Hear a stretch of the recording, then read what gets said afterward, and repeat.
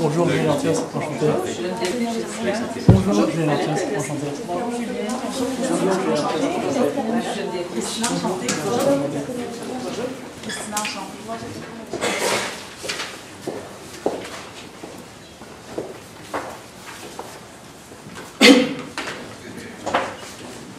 Chaque équipe dispose 20 minutes afin de présenter son cas au juge.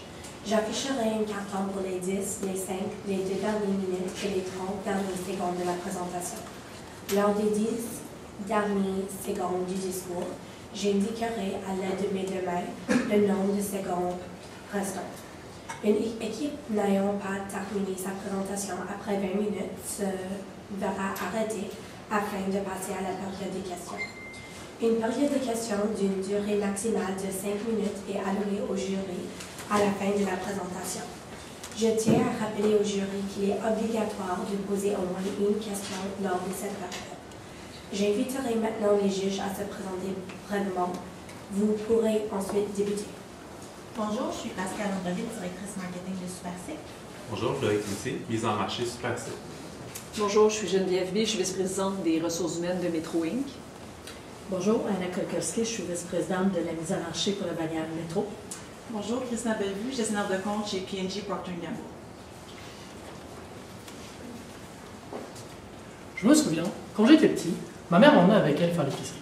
Et je me souviens bien de ces moments. Au moment où on arrive à l'épicerie, on arrive au rayon des fruits et légumes, des couleurs, des odeurs, puis ensuite on arrive au rayon de la poissonnerie, d'autres odeurs, certes moins agréables, mais des odeurs quand même. Puis ensuite on arrive à la boucherie, on continue notre chemin. Mais ce que je me souviens surtout de cette expérience, au moment où j'allais faire mon épicerie, c'était l'arrivée à la caisse, parce que la caissière connaissait mon prénom. Bonjour Julien, comment vas-tu aujourd'hui?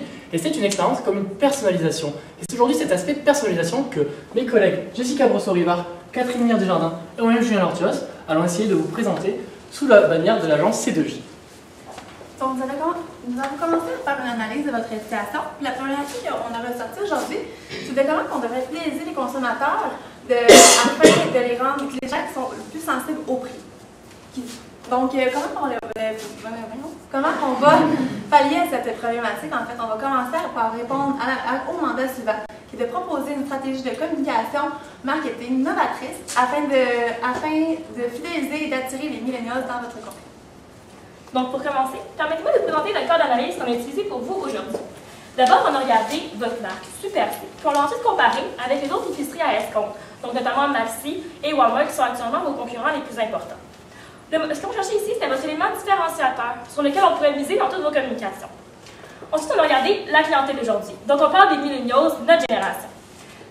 On a regardé comment vous communiquez avec eux, du moins votre offre de produits, pour qu'on puisse trouver la pertinence que vous offrez aux consommateurs pour aussi l'utiliser dans vos communications.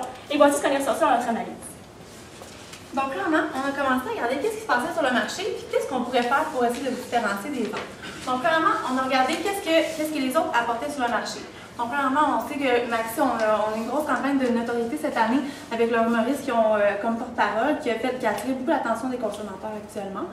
Ensuite, on a aussi Costco qui offre aussi un abonnement pour les produits aussi qui vont devenir très avantageux lorsqu'on achète en la masse avec beaucoup de produits. On a aussi Walmart qui offre des prix très avantageux sur le marché, mais par contre, qui va avoir des offres un petit peu plus différentes côté de la communication. Ensuite, on a Amazon qui a fait l'acquisition de Whole Foods, qui est un compétiteur qui est arrivé sur le marché actuellement et qui peut devenir très menaçant pour vous côté du web. Donc, qu'est-ce qu'on aimerait faire avec vous aujourd'hui? C'est de déterminer une stratégie de fidélisation audacieuse pour adapter à votre clientèle, pour venir l'aider à venir avec vous. La clientèle, parlons-en. Premièrement, on l'a remarqué, les milléniaux sont sensibles au prix. C'est-à-dire que l'élasticité de la demande par rapport au prix est très élevée ici.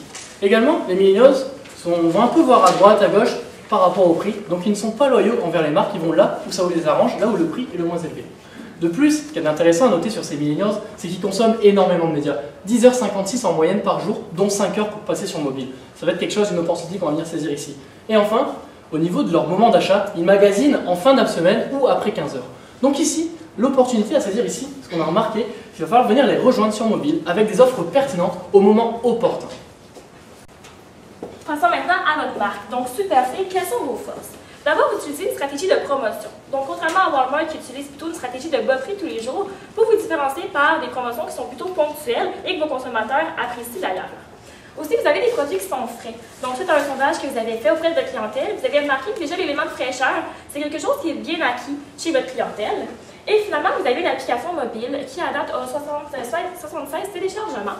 Mais on a remarqué qu'il y avait quand même une grande place à amélioration sur le développement de cette application-là dans un objectif de fidélisation. Donc, c'est ce qu'on va faire aujourd'hui en mettant votre promotion et les promotions de la vente via votre application. Donc, afin d'avoir une stratégie qui est très novatrice, qui va venir chercher votre clientèle, on a ressorti différentes opportunités à saisir. Donc, premièrement, il faut regarder, comme on a parlé plutôt avec l'analyse, les tendances des consommateurs qui recherchent une offre personnalisée pour aller chercher des produits qui sont les moins chers possibles selon leurs besoins. Ensuite, on avait aussi l'utilisation du mobile qui était en augmentation, ça c'est très fréquent, tout le monde en parle. Et bien sûr, on a un fort potentiel de développement à côté de votre application, donc c'est sur ça qu'on devrait travailler avec vous aujourd'hui. Ici, parlons maintenant de nos objectifs. Ces objectifs sont au nombre de deux. Le premier, c'est une augmentation de vos parts de marché de 3%. Le second va être au niveau du panier moyen. Le panier moyen d'achat, ici, on va essayer de l'augmenter de 5% pour venir ici augmenter vos ventes non seulement au volume, mais aussi en quantité. Donc, pour vous aider à illustrer où est-ce qu'on veut vous apporter dans l'esprit du consommateur avec notre stratégie, on a établi deux axes très importants. Donc, on va aller avec une relation personnalisable et aussi on a regardé côté des prix. On a ressorti deux compétiteurs actuellement qu'on voulait comparer pour ces axes-là. Donc, premièrement, on a Walmart qui offre, oui, des produits qui sont quand même de très bon prix, mais par contre, on a réalisé aussi que la relation qu'il y avait avec les consommateurs québécois était un petit peu détachée parce que les promotions et tous les contacts qu'ils ont avec eux est un peu générique, qui est un peu applicable à travers leurs différents secteurs.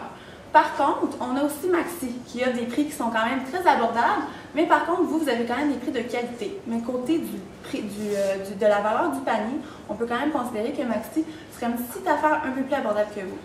Mais pour changer cette perception-là dans l'esprit du consommateur, on aimerait vous apporter juste ici. Donc, nous voulons aller avoir une meilleure relation personnalisée pour aller les chercher, pour amener dans leur esprit qu'ils peuvent avoir les promotions sur ce qu'eux, ils aiment. Donc maintenant, le choix de ciblage. Vous nous avez fait part de l'intérêt de cibler les milléniaux. Mais qui encore? Les milléniaux sont principalement divisés en deux groupes. Donc d'abord, les étudiants, donc ceux qui sont encore aux études, et les jeunes professionnels. Donc on a regardé s'il y avait pour vous un intérêt de cibler soit un segment, un autre, ou encore les deux ensemble. Donc qu'est-ce qui les caractérise? D'abord, les étudiants ont un revenu limité, on ne se le cachera pas, je pense qu'on est plusieurs à pouvoir en témoigner. On travaille à temps partiel pour pouvoir faire des petites dépenses à l'occasion, mais on a aussi des études à payer, donc on a un revenu limité. Il y a aussi l'importance de la proximité. Donc encore une fois, ayant un revenu limité, on va faire plutôt nos déplacements en transport en commun ou encore à pied quand le logement le permet. Maintenant, au niveau des jeunes professionnels. Il y a déjà l'importance de la santé qui commence à s'installer. On est étudiant, on n'a pas toujours le temps de bien manger, donc on va prendre des trucs plus sur le pouce. Par contre, quand on sort de l'école, il y a déjà un intérêt pour la santé qui commence à naître chez nous. Et ça pourrait être un intérêt aussi pour vous, Super C, puisqu'il y a déjà la fraîcheur de vos aliments que vous mettez déjà de l'avant dans vos communications. Il y a un revenu qui commence à être plus élevé aussi. Et ce qui est important, c'est que la famille est en expansion chez les jeunes professionnels. Ils ont déjà des projets d'avoir des enfants, ou du moins ça commence à être chez eux. Donc ça pourrait être un intérêt à long terme. Donc on pourrait bien vouloir les fidéliser, évidemment. Si on regarde la combinaison des deux maintenant, qu'est-ce qu'ils ont en commun ces deux sous-segments-là? Donc d'abord, on en parlait, une sensibilité au prix. Vous êtes un magasin à escompte, donc c'est très important pour vous de cibler les milléniaux, évidemment. Il y a aussi une sensibilité aux expériences. Les milléniaux, c'est des gens qui aiment vivre quelque chose d'intéressant. Ils cherchent des expériences, ils sont tellement inondés par la publicité que ça peut être difficile parfois pour les marques de prendre le pas supérieur puis de vraiment briller au sein des autres marques. Aussi, il y a l'importance du numérique, donc mes collègues en parlaient à l'introduction, on ne se cachera pas, on ne peut pas passer à côté du numérique. Et l'importance de la personnalisation. On insiste beaucoup, mais c'est primordial de personnaliser une offre pour que les clients se sentent directement interpellés par votre marque. Donc, ce qu'on a choisi ici, c'est évidemment la combinaison des deux. On a remarqué que les sous-segments étaient tous deux les plus intéressants. Puis, en ayant une offre personnalisable, on peut les rejoindre à la fois un et l'autre. Donc, pour vous aider à comprendre notre ciblage aujourd'hui, je vous présente Vanessa. C'est une jeune femme de 24 ans qui est nouvellement bachelière, qui a déjà son premier emploi dans le domaine. Elle est très excitée par tout ça et elle partage toutes ses expériences avec ses amis. Elle est très active à l'extérieur, fait beaucoup d'activités avec les gens qui l'entourent et sa famille. Donc, comment elle fait pour communiquer avec eux? Elle utilise beaucoup Facebook pour faire suivre tous les événements et tout ce qui se passe autour d'elle. Et elle utilise beaucoup son cellulaire pour toutes les activités qu'elle fait au quotidien. Par contre, pourquoi actuellement elle n'achète pas toujours avec votre marque? C'est qu'elle recherche toujours des produits à meilleur prix. Donc, parfois, elle va aller chez Maxi ou parfois venir chez vous, mais elle n'est pas certaine, elle va toujours choisir l'épicerie qui va offrir les meilleurs prix selon ce qu'elle a besoin. Donc, pourquoi elle devrait acheter avec vous maintenant? C'est d'obtenir un offre qui répond à ses habitudes personnelles et à son budget pour aller chercher ces différentes caractéristiques qu'elle a besoin. Donc, qu'est-ce qui est important pour Vanessa aujourd'hui? C'est qu'il faut aller la rejoindre par la mobile au moment qui compte selon ce qu'elle a besoin. Maintenant, comment on va faire pour aller rejoindre Vanessa? Vanessa, on en a parlé, pour la rejoindre, il va falloir passer par des expériences et également par de la personnalisation. Ce qu'on vous propose ici, c'est de venir attirer, engager et fidéliser les Vanessa de ce monde en étapes. Donc la première étape va être de venir l'attirer par des kiosques mobiles qui seront relayés par un Facebook Live. La seconde étape va être de venir de l'engager via un chatbot qui va être dirigé par une intelligence artificielle pour la personnalisation. Et enfin, la dernière étape va être de la fidéliser via votre application qu'on va réoptimiser. Toute la stratégie que Julien vient de nous présenter s'articule autour d'un même axe qui est « C'est pour vous », pour 4 raisons distinctes. Donc d'abord, on reprend votre site.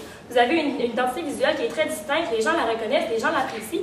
Donc on reprend votre jaune très distinctif superposé sur le rouge. Aussi, ça s'ajoute très bien à votre signature actuelle. Donc vous avez déjà c'est beau, c'est bon, c'est pas cher. On viendrait soit ajouter c'est pour vous, ou du moins on pourra revoir si vous voulez modifier votre signature. Vous avez déjà c'est beau, c'est bon qui représente la fraîcheur. Vous avez c'est pas cher qui représente votre positionnement de magasin à l'épicerie à escompte. On viendrait ajouter c'est pour vous pour évidemment l'élément de personnalisation. Aussi, on a choisi le vouvoiement au lieu du tutoiement, malgré le fait qu'on s'adresse au milieu. L'intérêt ici, c'est qu'on ne voulait pas délaisser les autres segments que vous ciblez déjà actuellement. Donc, en utilisant le tutoiement, on pensait qu'on aurait plutôt perdu ces segments-là. C'est pour ça qu'on a choisi le vouvoiement. Maintenant, imaginez Vanessa qui va au centre commercial pour acheter ses nouveaux vestons pour son nouvel emploi. Elle tombe face à face avec un kiosque, avec des ambassadeurs de votre épicerie. Le kiosque va être bien sûr aux couleurs du Super C. Et ce qui est à faire, c'est qu'elle peut personnaliser un smoothie aujourd'hui gratuitement. Donc, elle peut choisir qu'est-ce qu'elle peut mettre dans son smoothie pour le rapporter avec elle. Donc, qui va l'attendre aussi au kiosque, c'est des ambassadeurs avec des tablettes qui vont pouvoir l'aider à la guider pour faire son smoothie avec des fruits que nous allons utiliser, des fruits ou des produits qui sont près de la date d'expiration. Donc, comment ça va fonctionner, juste pour bien vous illustrer? On va l'appeler Smoothie, pardonnez-moi. Smoothie, parce qu'on veut personnaliser notre smoothie. Donc, on veut amener un aspect d'expérience à travers tout ça, mais faire voir votre marque à l'extérieur de vos enseignes et d'utiliser des offres personnalisées, comme je vous disais, avec des fruits ou des produits qui sont près de l'expiration pour justement utiliser les produits qui pourraient être jetés. Au moins, on va pouvoir les utiliser pour faire les produits. Ces produits-là ne seront pas nécessairement jugés parce que ça va être dans les smoothies. Donc, comment on va fonctionner, c'est que les ambassadeurs vont avoir une tablette avec eux. Et comment la personne peut avoir son smoothie gratuit, c'est qu'elle doit télécharger votre application. Et si elle l'a déjà, elle a juste à l'ouvrir et aller chercher le code promo. Le code promo va être scanné avec la tablette que la personne avec laquelle l'ambassadeur va avoir. Et ils vont pouvoir choisir les ingrédients du smoothie. Et le smoothie va pouvoir se faire avec les gens qui vont l'accompagner avec le kiosque. Donc, qu'est-ce qu'on veut faire aussi pour diffuser cet événement-là? On veut le diffuser sur Facebook avec un Facebook Live.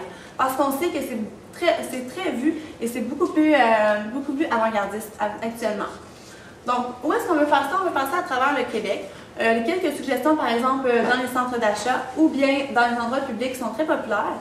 Et on aimerait faire un rappel dans vos épiceries, près de vos endroits où il y a les produits qui sont près d'expiration, pour rappeler ce concept-là. Donc, pourquoi on veut faire ça? C'est d'attirer leur attention et les engager. Comment on va les engager? En fait, après avoir donné le smoothie, chaque personne va avoir droit à une carte cadeau pour acheter chez Super C. Donc, pourquoi on fait ça? C'est pour faire la promotion de la personnalisation de l'application. Donc, on comprend qu'il y a 87% des consommateurs qui, après avoir eu une expérience positive avec une marque, vont considérer cette marque-là pour un futur achat. Donc, ça peut être très positif pour vous de faire ça de cette façon-là. Et puis, on a un taux d'engagement de 10 fois supérieur avec un Facebook Live. Donc, comment on va pouvoir mesurer, savoir si cette tactique-là fonctionne bien? On va regarder par le nombre de smoothies qui ont pu être donnés, par le nombre d'applications qui ont été téléchargées, et aussi par le nombre de vues par le Facebook Live. Donc, suite à ça, on vous propose également une autre stratégie. Ici, c'est le chatbot. Le chatbot, ici, sert à engager. Pourquoi le chatbot? On vous a parlé tout au long de la personnalisation. Ici, le chatbot, la pertinence de cet outil-là va être la personnalisation. On va déjà, grâce à ça, le chatbot va être sur Messenger. Et on va déjà avoir le nom et le prénom de Vanessa, de la personne. Donc grâce à ça, on va pouvoir commencer une relation personnalisée. Bonjour Vanessa, comment vas-tu aujourd'hui? Qu'aimerais-tu manger? Qu'est-ce que tu aimerais que je te propose? Vanessa va pouvoir remplir, mettons si elle a plutôt des envies de manger végétarien, des envies de manger viande. Et au cours d'une discussion, on va créer ici un funnel de conversation. Donc on va avoir le premier contact, la détermination des besoins, et ensuite la distribution d'un coupon adapté à ses besoins. Supposons qu'elle a envie de manger un steak haché avec des frites, et ben on lui proposera un coupon pour aller s'acheter de la viande à Super C. De ce fait, elle reçoit directement le coupon sur l'application avec son nom dessus, la personnalisation et aussi la pertinence au moment où elle veut manger cette viande. Donc on retrouve les deux moments, la personnalisation et la pertinence de l'instant. Également, on va intégrer une intelligence artificielle. Pourquoi on intègre une intelligence artificielle? C'est très simple. Ici, le fait d'intégrer l'intelligence artificielle, ça va vous permettre de venir récolter le plus d'informations possibles pertinentes sur tous vos consommateurs. Cette information va être stockée et pourra être réutilisée par la suite dans vos communications, que ce soit par infolettre, via Facebook Messenger ou via tous vos canaux de communication. Vous allez pouvoir mieux connaître vos consommateurs, avoir une relation personnalisée avec eux. Pourquoi on fait ça maintenant? Donc les milléniaux, on vous l'a dit, veulent une interaction personnalisée et également promouvoir le téléchargement de l'application parce qu'à la fin de cette conversation, on va leur proposer de télécharger l'application s'ils sont intéressés par avoir d'autres coupons. Comment on mesure ça? Le nombre de conversations, le nombre d'informations collectées grâce à ce chatbot, le nombre de coupons distribués et également le nombre de téléchargements de l'application. Mes collègues Jessica et Julien vous en parlaient. Donc d'abord, l'application, comment est-ce qu'on va la développer? En fait, vous avez déjà l'application actuelle, donc c'est plutôt une extension qu'on propose dans un but de personnalisation. Donc on parle évidemment de l'intégration de l'intelligence artificielle pour arriver à nos fins. On parle de quoi exactement? Donc d'abord une circulaire personnalisée. Donc les produits que Vanessa elle achète souvent, c'est ceux-là qu'elle va retrouver dans sa circulaire à elle. Comme ça on la cible directement, elle sent interpellée, puis elle va vouloir évidemment se déplacer dans vos magasins. On parle aussi de coupons personnalisés, donc s'il y a certains items qu'elle n'a pas achetés depuis un bon moment, on peut lui revenir, donc la relancer avec du coupon rabais pour qu'elle puisse l'acheter à nouveau. Aussi, on parle de recommandations pour ses recettes selon ses préférences. Donc, si on voit que Vanessa achète souvent du poulet, on pourrait lui proposer des recettes pour aussi proposer des produits complémentaires à ça et ainsi augmenter son panier d'achat. Voilà, donc ça se fait en fait les notifications, on les verrait vers 4h30 et 17h pour la simple et bonne raison que c'est vers ces moments-là que Vanessa va se rendre en magasin. Donc, pour éviter qu'elle se rende chez un compétiteur, on pourrait lui envoyer une notification d'après-midi pour qu'elle pense à Super C et qu'elle fasse son épicerie chez vous en soirée. Le but recherché, c'est évidemment la fidélisation, mais aussi l'augmentation du panier d'achat, évidemment.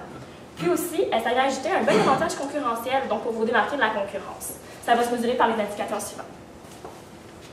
Maintenant, parlons du budget ici. Donc au niveau de ce budget, on est parti sur une enveloppe d'environ 1 100 000 $. Donc le budget se divise comme suit. Ce qui est le plus intéressant à noter ici, c'est la répartition du budget. Vous pouvez noter qu'une grosse part de ce budget va directement au per smoothie, c'est-à-dire à l'expérience qu'on vous a proposée, parce que l'expérience, c'est vraiment quelque chose qui va venir engager Vanessa ici, parce qu'elle recherche des expériences, elle veut vivre des expériences. Également, un autre gros poste de dépense va être l'intelligence artificielle, parce qu'on a besoin de cette intelligence artificielle pour proposer une relation personnalisée à Vanessa derrière, donc c'est ça ici qui va être important. Si maintenant on peut passer au coût d'acquisition, merci. Donc le coût d'acquisition, ici on est parti sur l'ensemble de la population du Québec, qui est de 8,5 millions de Québécois, et vous avez donné dans le cas que 50% de ces personnes allaient dans les magasins escomptes. On est parti sur un 26% qui représente les milléniaux, pour arriver à une estimation de 2% de ces milléniaux qui vont dans les magasins à escompte qui vont être acquis, donc 22 000 milléniaux. Et ensuite sur une fidélisation grâce à la stratégie de personnalisation qu'on propose de 15%, c'est-à-dire 3 300 fidélisés. Ce qui représenterait ici un coût de 333,89 $ par client fidélisé. Ce qui derrière représenterait un retour sur investissement de 14,62. C'est assez élevé, mais le fait est que la personnalisation va ici engendrer un effet de synergie par rapport à ce que vous allez faire, c'est-à-dire que l'intelligence artificielle représente un investissement de départ qui n'est pas tant important par rapport aux résultats et aux retours que vous allez pouvoir en retirer. Donc, dès maintenant, ce qui va être important de commencer pour arriver à vos buts et que la stratégie fonctionne. Donc, il faut commencer par le développement du chatbot avec l'intelligence artificielle pour pouvoir avoir un contact directement avec votre clientèle. Ensuite, on a la préparation des kiosques qu'on veut vraiment mettre à votre image et préparer aussi qu'est-ce qu'on va pouvoir offrir et toute la logistique. Ensuite, on a le développement de l'intelligence de l'application.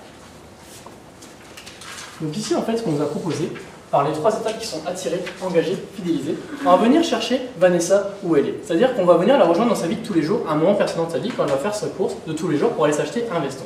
Lors de cet événement, elle va tomber sur votre kiosque et avoir un smoothie personnalisé avec des fruits qui vont être en fin d'expiration, c'est-à-dire qu'au lieu de les jeter, ces fruits-là vont être récupérés pour une bonne cause en plus. Donc de ce côté-là, le développement durable est quelque chose qu'on va vraiment venir pousser.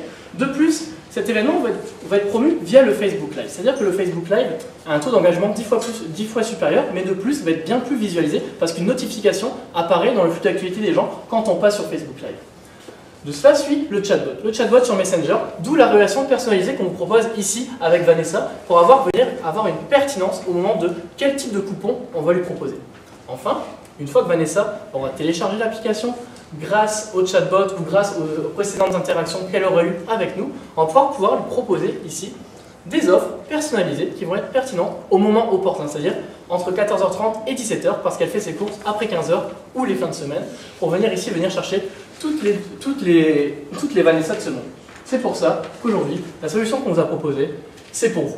Merci de nous avoir écoutés.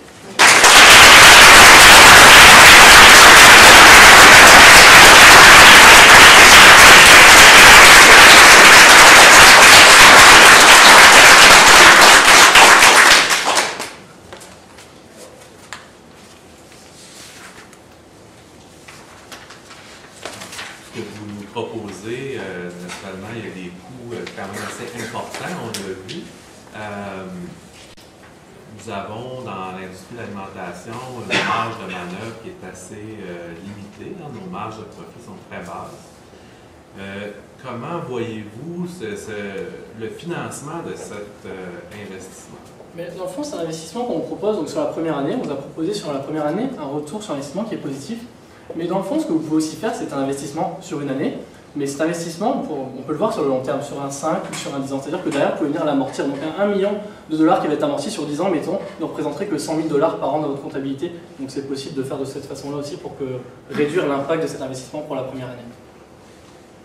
Quand nous avons des investissements de la sorte à faire, on doit prioriser. On a ce que vous nous proposez est très axé sur la clientèle que vous ciblez, qui est les milléniaux. On a quand même un bon nombre de clients qui sont des clients qui sont peu ou pas attirés par la technologie à l'heure actuelle, ou des clients qui magasinent pour des occasions ou des raisons autres. Comment on les traite, ces clients-là, dans votre stratégie? En fait, ce qu'on a remarqué, c'est que surtout côté des compétiteurs sont déjà utilisés par exemple, Metro, parce qu'ils reçoivent des offres selon ce qu'ils utilisent. Donc, c'est sûr que la technologie est quand même en très grande augmentation, en fait que c'est sûr que les jeunes sont beaucoup axés à ça, mais malgré que la population au complet est quand même très ouverte à ça. Donc, on est certain que ça va quand même fonctionner. Cette offre-là de personnalisation pourrait vraiment être bénéfique pour vous, parce qu'on a remarqué que vous étiez bon sur les promotions de prix. Donc, les gens venaient pour des prix spécifiques. Donc, c'est pour ça qu'on voulait aller sur la personnalisation de l'offre qui pourrait être bénéfique pour aller chercher, pour aller battre un peu la compétition. Si, exemple, on ne sait pas nécessairement qu'est-ce que les gens cherchent actuellement comme produit. Si je peux enchaîner aussi sur ma collègue, on a quand même investi un bon montant pour ce qui est de l'événementiel. C'est certain que c'est des événements qui sont ponctuels. Vous utilisez déjà des médias de masse. Ça peut se faire aussi pour rejoindre votre clientèle qui est moins mobile ou qui ne sera pas rejointe par les événements. Donc, on pourrait réinvestir le budget à notre emploi selon les besoins. Vous avez identifié d'entrée de jeu des éléments quand vous avez défini le terrain de jeu, si on veut. Vous avez identifié les étudiants, les jeunes professionnels et vous avez défini une combinaison. Finalement, on y va sur la combinaison. L'aspect fraîcheur n'est pas traité. Je suis surpris de ça. Comment vous voyez l'aspect fraîcheur super axé versus les compétiteurs? Est-ce que ça pourrait être un avantage concurrentiel pour vous? En fait, on l'avait plutôt mis comme un avantage concurrentiel pour les jeunes professionnels, vu qu'il y avait plus un intérêt dans la santé. On pensait peut-être le mettre de l'avant dans votre application, peut-être des photos qui seraient plus grandes ou qui mettraient plus en valeur les produits. Ça pourrait être une façon de le faire. Mais en fait, les étudiants étaient moins intéressés par ça, selon nous, dans le monde. Donc, Puis aussi, on considérait que vous l'utilisez déjà en bon essor déjà. Donc, on essaie d'apporter quelque chose de différent que vous utilisiez déjà. Donc, on était conscient que la fraîcheur était très importante, mais était reconnue par la clientèle actuelle. Et on voulait amener quelque chose de différent pour vous aider aujourd'hui. Est-ce qu'il y a quelque chose de unique dans votre proposition qui ne peut pas être répété par quelqu'un d'autre? Qu'est-ce qui dit que Maxi ne pourrait pas prendre cette stratégie-là après 2 semaines d'avoir vu qu'on a des kiosques de smoothies qui répètent la même chose? Dans le fond, ici, la stratégie qu'on propose propose une implantation qui est quand même assez longue, c'est-à-dire que même si Maxi venait se positionner sur la même position que vous, mettons 2 semaines derrière ou quelque chose comme ça, déjà, c'est pas vraiment possible de se positionner juste 2 semaines derrière là-dessus parce que c'est des investissements qui sont quand même assez importants et définir un chatbot comme ça prend au minimum 1 ou 2 mois parce qu'il faut définir tout le funnel de conversation avec la personne, c'est-à-dire que ça prend des marketeurs, ça prend des gens de chez vous, ça prend des personnes, des collaborations et également l'intelligence artificielle ici va être sous-traitée par IBM, c'est ce que nous proposons ici, c'est-à-dire que cette sous-traitance, en tout le chatbot pour qu'il soit opérationnel, il faudrait une durée d'environ 4-5 mois. Donc déjà, ça vous laisse un avantage sur Maxi de 4-5 mois. De plus, si derrière Maxi vient vous copier, ça veut juste être comme Maxi vient vous copier, c'est pour ça qu'on n'a pas voulu partir non plus sur le ton de l'humour pour pas venir justement juste copier Maxi et vous mettre vraiment sur la différenciation. Votre élément différenciateur ici sera la personnalisation. Vous avez commencé à parler de l'échéancier, je ne l'ai pas vu dans la présentation. Pour arriver à faire tout ça en 1 an, pouvez-vous nous donner les grandes étapes?